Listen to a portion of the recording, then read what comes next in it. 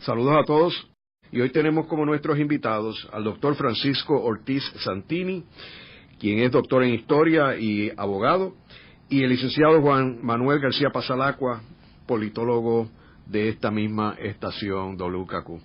Hoy quisiera hablar sobre los casos insulares que recientemente, con la decisión de Boumediene versus Bush, ha tenido una vigencia bien interesante y cómo la decisión ha afectado la posición de Puerto Rico vis-a-vis el estatus.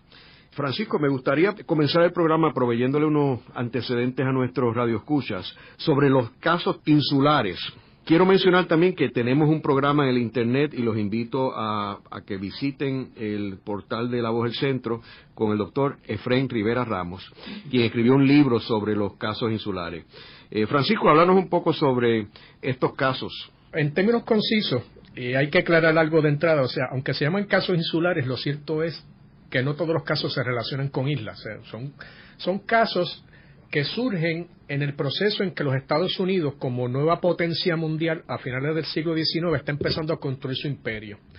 Y este imperio se compone de posesiones insulares, obviamente, como es el caso de Puerto Rico y las Filipinas, pero se compone también de posesiones continentales, como es Alaska. Los casos insulares, como antes indicado, son una serie de cesiones que surgen de todos estos territorios que Estados Unidos había recién adquirido, mediante los cuales el Tribunal Supremo de los Estados Unidos poco a poco va conformando y, más importante todavía, justificando la política colonial de los Estados Unidos a base de su propia Constitución. Son una serie de casos que corren desde 1900. Hay polémica de hasta dónde terminan, pero hay un cierto consenso en que corren de 1900 hasta 1922, siendo el último de ellos el caso de Balsap versus Pípolos Puerto Rico. Como sabemos, en aquella época Puerto Rico tenía ese nombre con Porto porque así lo había puesto el Congreso de los Estados Unidos. Y en virtud de esa secuencia de casos que se van decidiendo con los años, se va conformando la relación de Puerto Rico y de otras posesiones con los Estados Unidos, y quizás lo más importante de todo, se crea la ya famosa teoría del territorio no incorporado, que es una nueva doctrina jurídica que nace con el reto que Puerto Rico, por conducto de los tribunales, le hace a los Estados Unidos para definir su relación con los Estados Unidos. El concepto de territorio no incorporado, que antes no existía en el derecho constitucional estadounidense, básicamente lo que significa a su vez es que un territorio que es posesión de los Estados Unidos, pero que no es parte de los Estados Unidos. Y la distinción es fundamental, porque cuando un territorio era parte de los Estados Unidos, antes de decidirse los casos insulares, lo que se presumía es que todos los derechos constitucionales aplicaban inmediatamente a los habitantes del territorio, y, muy importante, que es una tendencia que se va a ver también en casos recientes que yo he detectado, se empieza a definir como territorios que van o son destinados hacia la estadidad. Mientras que el territorio no incorporado pertenece a los Estados Unidos, pero no es parte, por lo tanto, Estados Unidos, como es una propiedad, y ese es el caso de Puerto Rico, Estados Unidos decide qué le da y qué no le da a los habitantes de ese territorio. Y esa es básicamente toda la conformación que se da con la creación de los casos insulares. Yo jamás esperaba, habiendo enseñado este tema en la Universidad de Yale, en el Centro de Estudios Avanzados, en la Universidad Católica de Puerto Rico, jamás esperaba que en el año 2008 el Tribunal Supremo de los Estados Unidos nos dijera que la teoría de los casos insulares, la teoría que acaba de explicar Francisco de la territorialidad como determinante, se fuera a aplicar sin ninguna reserva y en su totalidad en el siglo XXI. Ha sido, en mi opinión, la sorpresa más grande de mi vida, y mucho menos que el tribunal, al aplicarla, insista que lo está aplicando, y voy a citar otra vez, debido a las diferencias de raza, hábitos, leyes y costumbres de el pueblo de los territorios. En otras palabras, nada ha cambiado en la visión estadounidense sobre Puerto Rico en 110 años. A mí me parece que es dramático el hecho, cuando se publique el libro de Francisco Ortiz Santini se sabrá cómo es que se configuró esa opinión histórica en dos sentidos. Histórica en el sentido estrictamente fáctico, histórica en el sentido cultural, porque en el sentido cultural lo que se dijo en el 1922 por el Tribunal Supremo, que ahora se ratifica otra vez con esa frase tan simpática que cité ahorita de ¿cómo es? Informa nuestro análisis. Qué cosa más. Esta gente son distintas, esta gente son otra cosa, esta gente son otros, esta gente no es como nosotros, y como no es como nosotros no pueden tener los mismos derechos que tenemos nosotros. Eso para mí es totalmente inesperado. Y hay un detalle en esto que tú dices, Juanma, que algunas personas decían que es que cuando el Tribunal Supremo dijo eso en aquella ocasión, se refería más bien a los filipinos y no a los puertorriqueños, pero ahora no hay filipinos. No, o sea que esto es, aquí no hay la menor duda que se refiere. El Tribunal Supremo de los Estados Unidos, citando precisamente a Cristina Duffy, hace el argumento que tú acabas de hacer. O sea, el Tribunal Supremo de los Estados Unidos dice que los Estados Unidos de América se proponían darle la independencia a Filipinas a principios de siglo, debido a las diferencias de raza, hábitos, leyes y costumbres de su pueblo, y por lo tanto nos inventamos la teoría de la no incorporación.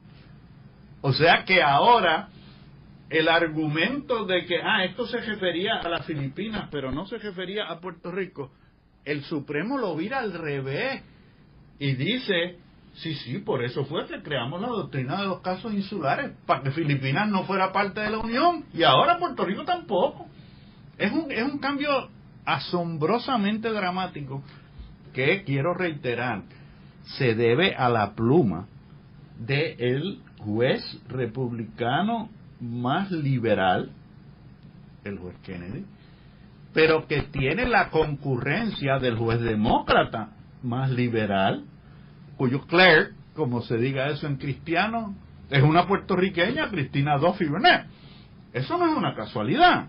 O sea, aquí está pasando algo, y lo que está pasando inclusive lo dice Cristina en su artículo, cuando dice la teoría que se ha publicado del decano de la Escuela de Leyes de Georgetown, el decano Aleinikov, que en Puerto Rico se ha hecho muy citada recientemente, dice Cristina en su artículo, una doctrina perversa, porque soberanías hay una sola, y la soberanía se define, en este caso, usando, que también me pareció fascinante, la cita del Black's Law Dictionary de 1951, que era el que se usaba en Harvard Law cuando yo estudié en Harvard Law, y que lo que dice es, mire, soberanía es el poder total, punto. No hay soberanías compartidas, como alega Aleinikov. O sea que de pronto estas opiniones y este artículo citado en la opinión es como una especie de barrecampo. O sea, todo el que tenía la cabeza levantada se lo han cortado. Y aquí hay una sola cosa. Aquí hay un poder absoluto, como decía Francisco ahorita, para adquirir y para disponer del territorio. Como se hizo en Filipinas. Y el modelo ahora para Puerto Rico es Filipinas. Francisco, tú estabas hablando de esto mismo, de la definición de territorio no incorporado. Ok, sí, no, lo que pasa es que, y esto es algo que yo noté, curiosamente, la decisión de Boumediene a nivel del Tribunal de Distrito de Estados Unidos, el tribunal más bajo, y es que la decisión de la juez que decide ese caso, a nivel del Tribunal de Distrito, no utiliza tanto el concepto territorio no incorporado, sino que empieza a definir que los casos insulares lo que hicieron fue definir un territorio no destinado a Estado, no destinado hacia la estabilidad. Y entonces, cuando uno lee la decisión recientemente del Supremo de Estados Unidos y también la del Circuito de Apelaciones antes de la del Supremo, uno está empezando a ver esa tendencia a no utilizar el concepto de territorio no incorporado, sino recalcar que los casos insulares se refieren a territorios que no están destinados a convertirse en Estado de los Estados Unidos. Y es una tendencia interesantísima que nosotros vamos a ver. Y fíjate que hay que añadirle, perdona Ángel, hay que añadirle a eso que el juez Kennedy había sido el juez ponente en un caso de 1990 que se llama Verdugo-Urquide, donde Kennedy había concurrido con la opinión, pero planteando, y lo estoy citando, lo impráctico y anómalo que es aplicar la Constitución en un caso específico, si son o no ciudadanos americanos, que no es lo importante, dice Kennedy en ese caso de Verdugo-Urquide, sino que lo importante es dónde están. En otras palabras, el territorio. Yo, honradamente, al ver la concurrente de Kennedy en Verdugo-Urquide, me doy cuenta que desde el 90 Kennedy está caminando hacia la tesis que plantea Francisco, de que esto no se trata de ser no incorporado, esto se trata de ser no encaminado hacia la estadidad. Por lo tanto, aunque les hayan dado la ciudadanía a ustedes, aquí lo importante no es la ciudadanía, aquí lo importante es que ustedes viven en un territorio. Y Kennedy lo dice en el 90, y ahora lo dice en el 2008, 18 años después. Sí, y perdone que intervenga ahora, pero precisamente, y en cierta forma, esa definición moderna que estamos vislumbrando es hasta más honesta que la que habíamos visto anteriormente, porque antes de los casos insulares, todos los territorios pasaban a ser estados. Exacto. Fuera Oklahoma, fuera Texas, fuera Hawái. Los casos insulares cortan de cuajo eso, se crean esta norma del territorio no incorporado para dejarnos en un ambiente como de esperanza, expectativa, pero que eso ya se acaba con estas decisiones recientes. O sea, estamos viendo quizás una posición un poco más honesta de que, mire, los casos insulares lo que hicieron fue tirar la raya entre los territorios anteriores que estaban destinados para la estabilidad y esta nueva clase de territorio que no está destinado a convertirse en un Estado. Adelántale, perdóname Ángel, una intervención mínima. Adelántale a los radio oyentes de este programa cuál es el nombre de tu próximo libro que resume lo que hizo Balzac versus Puerto Rico y lo que vuelve a hacer en el 2008. ¿Cuál es la frase inicial de tu libro? La frase inicial, bueno, la ilusión rota, ¿cómo se llama? Es la frase inicial porque a mí me da la impresión, y es una frase tentativa para el libro, de que hasta que se decide Balzac, por lo menos el movimiento anexionista del país, a pesar de que ya habían decidido casos como el de Tapia y el de Murati, hizo el esfuerzo de ir nuevamente ante el Supremo de los Estados Unidos, y cuando uno ve ese esfuerzo, tanto humano como económico, la única aplicación que uno puede tener es que todavía el sector anexionista del país visualizaba que el advenimiento a la ciudadanía estadounidense significaba la incorporación de Puerto Rico, porque no hay otra forma de explicarse que no sea como a base de una ilusión de que eso sigue siendo así, a pesar de los precedentes de Tapia y Murati, de esos casos que ya el Supremo había decidido cortantemente de que no había ningún cambio. Aún así, llevar el caso de Balzac y recibir ese baldonazo de agua fría de los 9 jueces del Tribunal Supremo diciéndole que no, la instrumentación e implementación de la ciudadanía estadounidense no cambió en absolutamente nada la condición colonial de Puerto Rico como territorio perteneciente a los Estados Unidos y por lo tanto sujeto a lo que los Estados Unidos determinen como su consideración práctica, que es una frase que utiliza el juez Kennedy. En la medida en que se decidió basar de esa forma, se rompió cualquier tipo de ilusión o cualquier tipo de expectativa de que Puerto Rico pudiera ir encaminado a la estabilidad. y ahora tenemos los resultados. Yo creo que es muy interesante esto que tú señalas, Francisco y Juanma, porque como tú muy bien apuntas, siempre había la interpretación de que alguien podía pensar que era un territorio no incorporado, pero que eventualmente se iba a convertir en incorporado. Exacto, la puerta estaba abierta. Y ahora pues es obvio cuál es la intención, o sea, y no hay la menor duda de hacia dónde es que va esta definición de territorio no incorporado. De hecho, y no es hacia la anexión. De hecho, si nos fijamos, la trayectoria histórica de todos los territorios que fueron declarados no incorporados es o que se han independizado como las Filipinas, o que han adquirido un nuevo tipo de relación que las acerca a la ciudadanía, como es el caso de las Islas Marianas, pero no hemos visto ninguna, desde que se tiró esa raya a principios del siglo XX, no hemos visto todavía ninguno de estos famosos territorios no incorporados que se haya transmutado para convertirse en un Estado. Todo lo contrario, la tendencia histórica es a que todos estos territorios van a un camino de algún tipo de soberanía o soberanía total con respecto a Estados Unidos. Y hay otro elemento que Estados Unidos paralelamente hace disponible la anexión a los puertorriqueños, porque cualquier puertorriqueño que se mude a Orlando entra a la anexión. Y William Howard Taft lo dijo así. Sí. O sea que la anexión está disponible, pero te tienes que movilizar tú al territorio incorporado.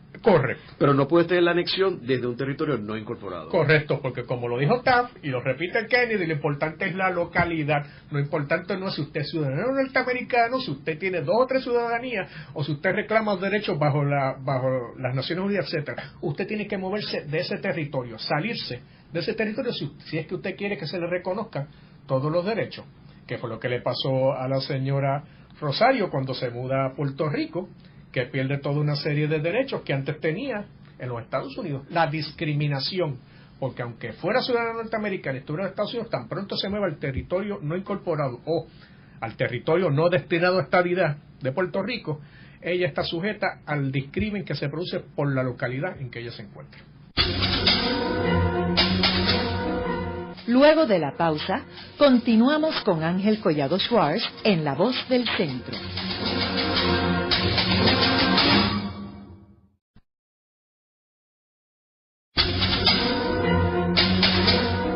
Regresamos con Ángel Collado Schwartz en La Voz del Centro. Continuamos con el programa de hoy titulado La reafirmación del territorio por los Estados Unidos. Hoy con nuestros invitados el doctor Francisco Ortiz Santini y el licenciado Juan Manuel García Pasalacqua. Juanma, en el segmento anterior tú hablabas de Cristina Duffy Burnett. Háblanos sobre ella y la importancia del trabajo y la investigación que ella está haciendo relacionado al estatus de Puerto Rico. Yo creo que es importantísimo que conte en tu expediente historiográfico de esta serie de programas y de los libros que publicas subsiguientemente, ¿no? Cristina Duffy Burnett es una joven que nace en Puerto Rico de un conocidísimo hombre de los medios, de apellido por supuesto Duffy, y como puertorriqueña nacida en Puerto Rico se va a estudiar a los Estados Unidos, y mientras es estudiante en la Universidad de Yale, de la que se gradúa de su escuela de Derecho en 1998, ella como estudiante convoca a un seminario, a una conferencia en Yale, que hizo historia, que se celebró en 1998 con motivo del centenario de la invasión. Y ella convoca a una serie de figuras de enorme importancia en los Estados Unidos a Yale, y eso incluye al juez José Cabrane, incluye a Efrén Rivera Ramos, incluye a el juez José Trías Monge, incluye al juez Juan R. Torruella. En otras palabras, Cristina convoca a Yale a las mentes jurídicas más importantes de aquel momento, de 1998, a discutir el estatus de Puerto Rico.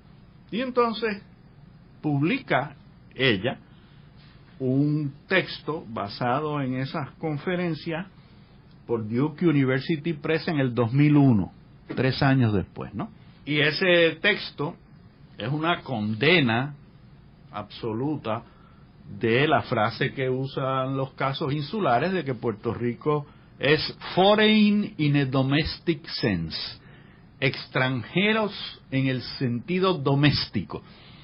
Y todos los que van a esa conferencia se burlan de ese invento de que nosotros seamos extranjeros, pero en el sentido doméstico.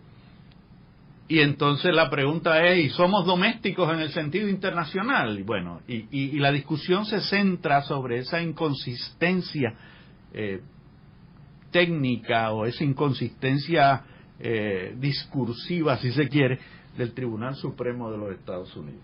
Pero ¿qué pasa? Que al publicarse el texto, se desarrollan en los Estados Unidos una serie de teorías nuevas, entre ellos de la teoría de la profesora Amy Kaplan, que también es de Duke University, sobre el imperialismo americano y la utilización del derecho, la ley, como manera para justificar el imperialismo, ¿no? Son una serie de textos que son nuevos y posteriores a la conferencia que Cristina convoca en 1998. Y entonces Cristina Duffy Burnett se ve convencida por esos textos de lo que se llama ahora estudios culturales, y sobre lo que hemos hablado en otras ocasiones, y dice ella misma en el artículo que publica en el 2005, fíjate qué interesante, 1998, 2001, 2005, en el 2005 dice, me estoy separando de la idea originalmente expuesta en nuestro libro. Ahora entiendo que se nos negó la promesa de la estadidad eventual y lo que queda es entonces entender el significado del concepto de la de-anexión. En otras palabras, Cristina Burnett, en el artículo que cita el Tribunal Supremo de los Estados Unidos, se arrepiente de la posición anexionista que ella había asumido en Yale en 1998, y ya para el 2005 en el University of Chicago Law Review está diciendo yo me equivoqué. Para mí es importantísimo porque me recuerdo, y ya lo verán en algunas de las columnas que publicaré en estos días, que cuando ella convocó la conferencia en Yale, como yo había sido invitado a ser profesor visitante en Yale, me opuse a la conferencia y publiqué una columna condenatoria de la convocatoria de la conferencia, diciendo que la convocatoria de la conferencia era anacrónica porque estaba discutiendo una cosa que ya era imposible, que era que se le ofreciera la estadidad a Puerto Rico. Y en ese sentido, pues, me he sentido muy contento de que finalmente Cristina se haya, estoy usando sus propias palabras, separado de su idea original. ¿Y qué reacción ha habido a este escrito y a estas conferencias, Juanma? Bueno, el libro es un libro que hizo historia en los Estados Unidos porque incluyó en los currículos de derecho constitucional estadounidense los casos insulares.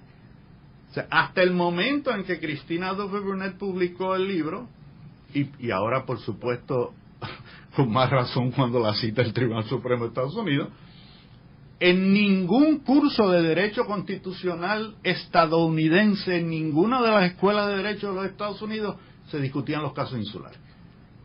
Se discutía Plessy versus Ferguson, que es el caso que justifica la esclavitud, pero no se discutía que los casos insulares son decididos por el mismo tribunal que decidió Plessy versus Ferguson, es decir, por el tribunal esclavista. Es el tribunal esclavista de los Estados Unidos el que decide los casos insulares, que son igual de esclavistas. Lo asombroso, para mí, es que en el 2008 el Tribunal Supremo de los Estados Unidos sea igual de esclavista que lo que fue hace 100 y pico de años. Y en ese sentido, lo que logra Cristina Duffy Brunet es que se incluyan en los currículos de las escuelas de derecho de los Estados Unidos, muy particularmente gracias a uno de los profesores que ella invitó, el profesor Sanford Levinson, que es el que diseña ahora el texto de derecho constitucional americano, que incluyan los casos insulares como ejemplos del imperio más poderoso de la Tierra. Luego de una breve pausa, regresamos con Ángel Collado Schwartz en La Voz del Centro.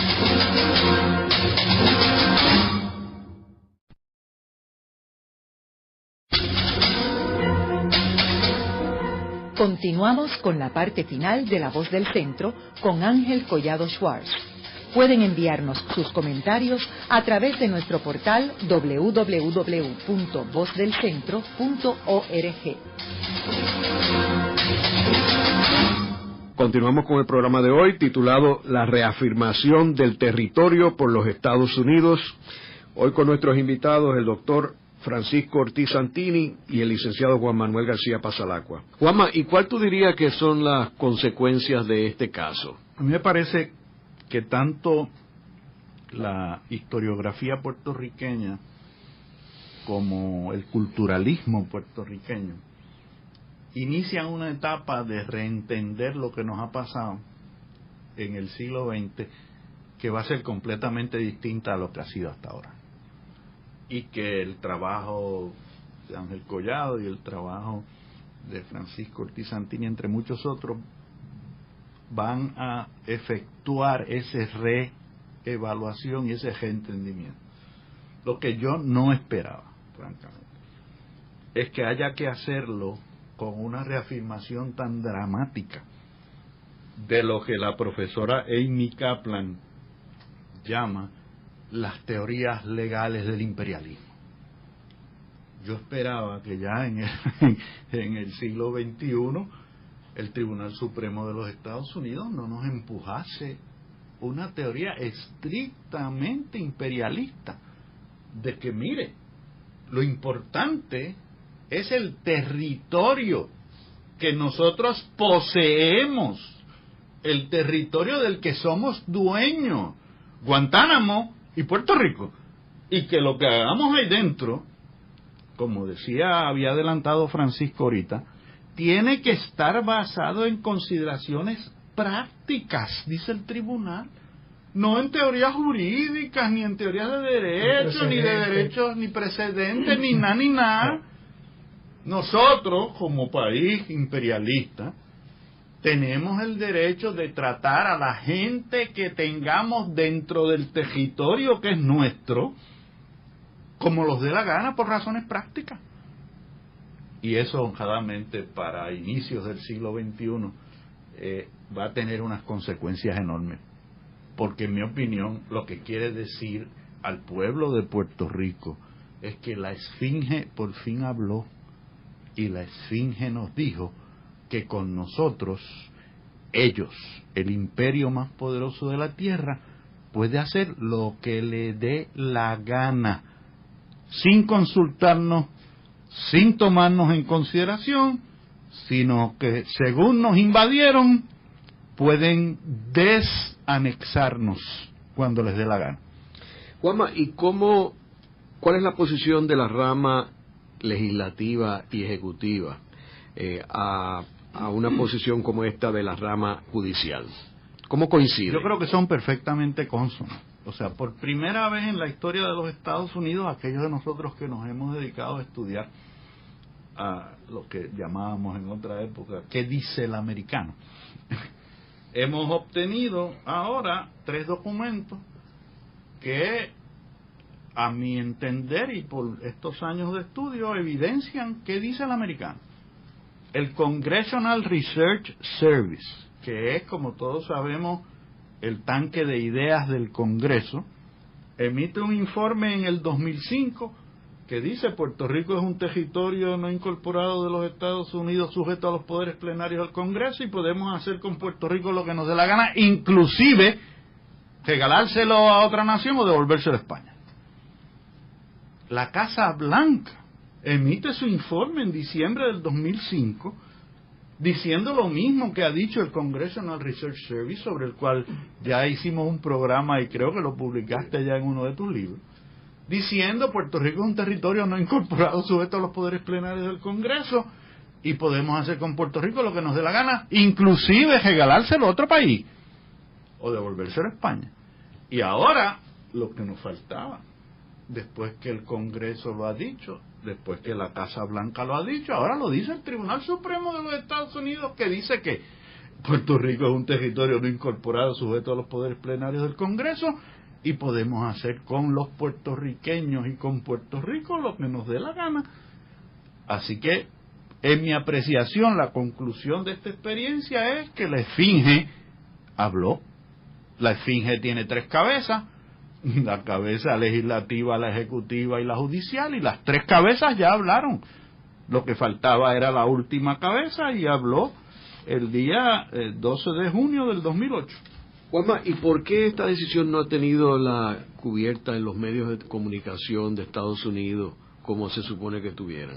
Yo creo que la ha tenido, pero sobre el otro tema, no sé si Francisco coincide conmigo, es decir, ha tenido una cubierta enorme sobre cómo es posible que que el Tribunal Supremo de los Estados Unidos le haya reconocido derechos a los combatientes terroristas que tenemos presos en la base de Guantánamo. Sí, pero lo de los casos insulares. Ah, por eso, compañero, no.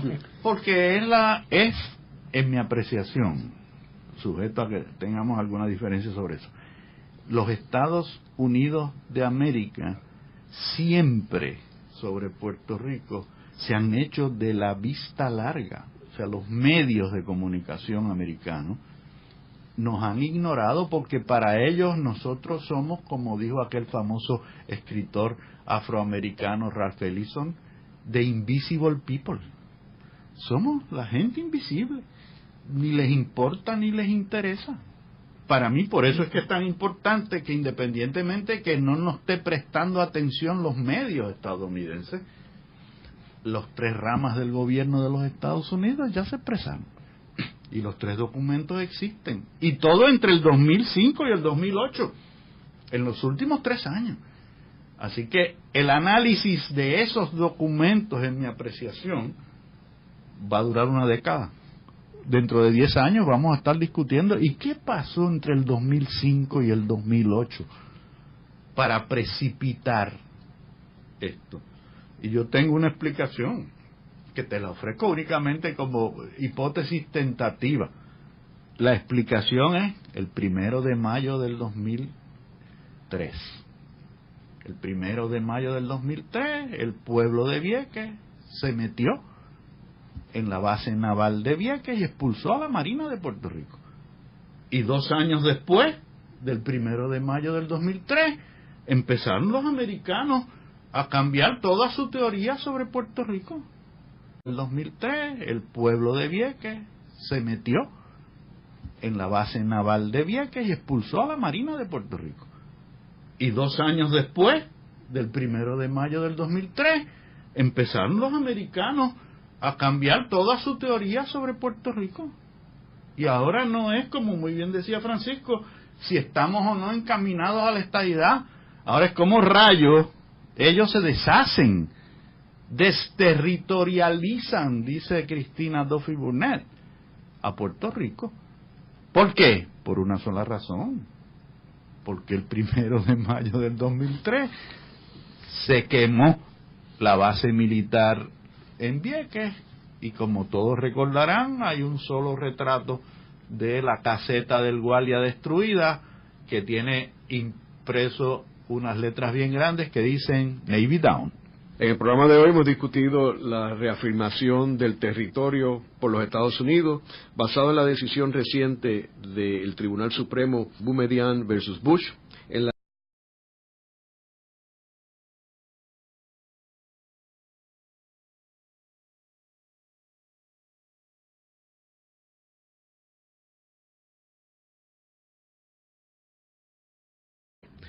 Y este imperio se compone de posesiones insulares, obviamente, como es el caso de Puerto Rico y las Filipinas, pero se compone también de posesiones continentales, como es Alaska. Los casos insulares, como antes indicado, son una serie de cesiones que surgen de todos estos territorios que Estados Unidos había recién adquirido, mediante los cuales el Tribunal Supremo de los Estados Unidos poco a poco va conformando y, más importante todavía, justificando la política colonial de los Estados Unidos a base de su propia Constitución. Son una serie de casos que corren desde 1900. Hay polémica de hasta dónde terminan, pero hay un cierto consenso en que corren de 1900 hasta 1922, siendo el último de ellos el caso de Balsap versus People Puerto Rico. Como ha afectado la posición de Puerto Rico vis a vis el estatus. Francisco, me gustaría comenzar el programa proveyéndole unos antecedentes a nuestros radioescuchas sobre los casos insulares. Quiero mencionar también que tenemos un programa en el Internet y los invito a que visiten el portal de La Voz del Centro con el doctor Efraín Rivera Ramos, quien escribió un libro sobre los casos insulares. Francisco, háblanos un poco sobre estos casos. En términos concisos, hay que aclarar algo de entrada, o sea, aunque se llaman casos insulares, lo cierto es que no todos los casos se relacionan con islas, o sea, son casos que surgen en el proceso en que los Estados Unidos, como nueva potencia mundial a finales del siglo XIX, está empezando a construir su imperio.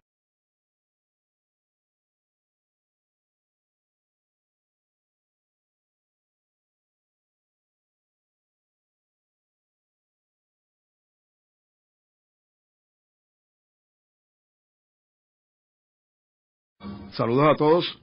Y hoy tenemos como nuestros invitados al doctor Francisco Ortiz Santini, quien es doctor en Historia y abogado, y el licenciado Juan Manuel García Pasalacqua, politólogo de esta misma estación WKQ.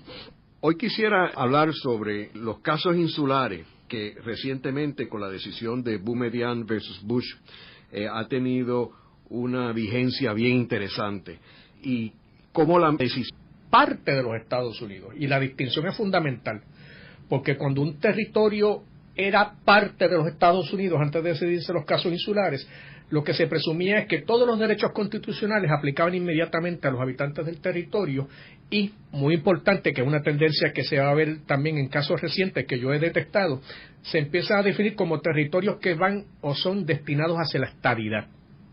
Mientras que el territorio no incorporado pertenece a los Estados Unidos, pero no es parte, por lo tanto, Estados Unidos, como es una propiedad, y ese es el caso de Puerto Rico, Estados Unidos decide qué le da y qué no le da a los habitantes de ese territorio. Y esa es básicamente toda la conformación que se da con la creación de los casos. Sabemos en aquella época Puerto Rico tenía ese nombre con Porto, porque así lo había puesto el Congreso de los Estados Unidos. Y en virtud de esa secuencia de casos que se van decidiendo con los años, se va conformando la relación de Puerto Rico y de otras posesiones con los Estados Unidos, y quizás lo más importante de todo, se crea la ya famosa teoría del territorio no incorporado, que es una nueva doctrina jurídica que nace con el reto que Puerto Rico, por conducto de los tribunales, le hace a los Estados Unidos para definir su relación con los Estados Unidos. El concepto de territorio no incorporado, que antes no existía en el derecho constitucional estadounidense, básicamente lo que significa a su vez es que un territorio que es posesión de los Estados Unidos, pero que no es